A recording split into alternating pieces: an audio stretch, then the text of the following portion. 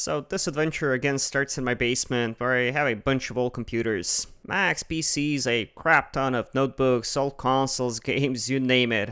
Some are stored in my game room and some I have here in the basement. And while the majority is quite old, most of them are in, working condition, albeit a little beat up and grungy, but hey, aren't we all?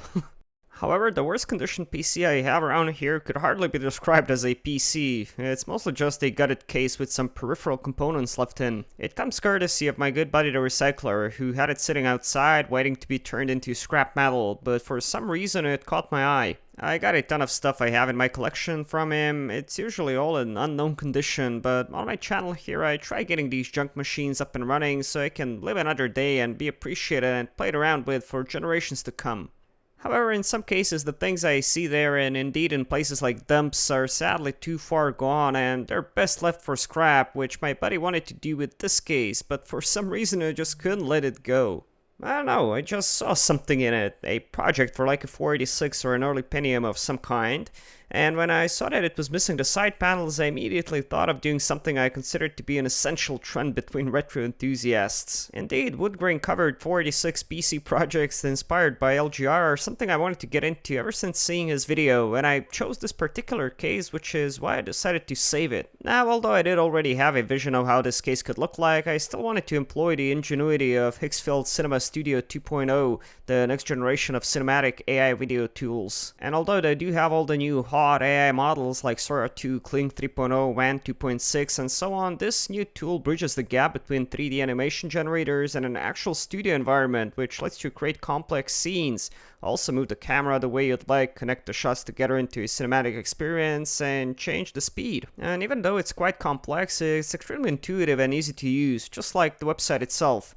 You can choose between various different image and video models, and today we'll be using it to help us figure out how to exactly bring my idea to life. So yeah, I knew I wanted to have, well, a wood grain finish and or accents on this case, and even though I've seen other people's projects, I wanted an approach which was specific to my particular case. So let's see how we can achieve that using Higgsfield's AI magic tools. We'll go to the Cinema Studio 2.0 category at the top of the page, which brings us into this cool environment, and we can do a couple of things. I've taken a shot of my case, and kind of the first thing I wanted to see is just some basic stills of what the case could look like when fitted out with some gorgeous wood veneer. Now, I didn't really know what type of wood would be a good fit, so I just instructed it to give me a general wood finish. Apart from just giving inputs into the prompt, there are also some things you can tweak, like freaking aperture, lens type, focal length, and so on. Once you do that, you'll get up to 4 samples, and I don't know about you, but I think these look freaking nice, and they actually gave me all sorts of ideas. Like, I didn't even think about insetting the glass plane like with modern cases. I just figured I'd have a solid side panel, but honestly I think this looks freaking nice.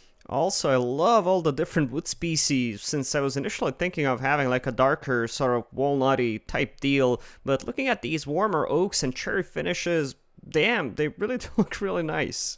Also, I didn't even think about adding like a wood border around the front of the case. It just didn't even occur to me that you could do that, but I think it looks really neat and it allows me to use thicker panels on the side.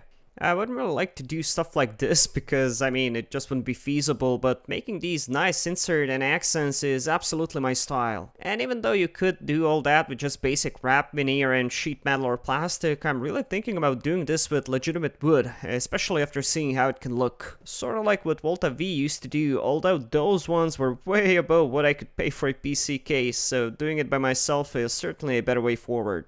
Oh, by the way, these are 4K proper high definition 7 MB files and are incredibly detailed, which to me was important since I wanted to take measurements and reference all the details. One cool thing you can do once you find a shot you'd like to explore some more, you can generate the same photo from many different angles. You can either pick the angle yourself or let it generate 12 different angles for you. You can also reference any of the photos and create variants of it. For example, I told it to make some different species and colors of wood, and while some looked kinda silly, I really can't decide between these warm types of wood. They all look really cool, even the red ones. But since this is a, cinema studio, you can of course do what this tool is famous for, which is animating it. I just went for a basic showcase rotation, but it essentially lets you view your work from all angles. You can go up to 12 seconds of high quality video, and of course you can chain those events to make longer sequences. You can of course do, whatever you'd like with these. For example, I told it to go from my initial ugly case to the final one, and even though this technology has been around for a while now,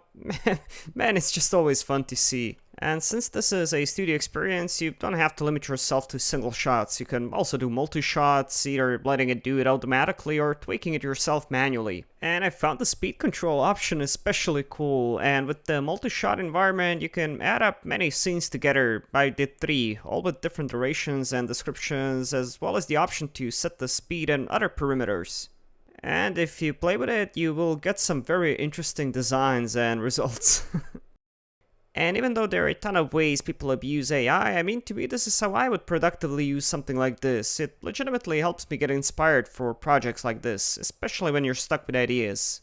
And while the end product can vary in quality and may not meet your expectations, for me it's a great first step since I don't really have an experience with graphic design and I can't really draw that well. So since this is a project I actually plan on pursuing, please let me know which design did you like best, or what would you change with it, or if you have a different idea altogether, let me know your thoughts and ideas. If you have any particular design in mind, you can share it in our Discord group, link in the description.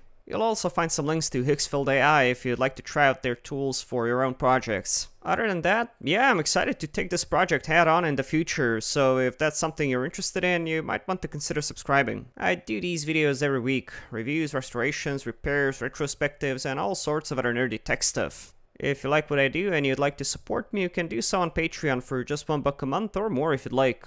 You'll get early access to my videos, and I usually have a couple for my supporters to see first. If you'd like to chat with me and other users, you can join our Discord server. All the links will be in the video description. Thanks, and I'll see you again soon. Cheers.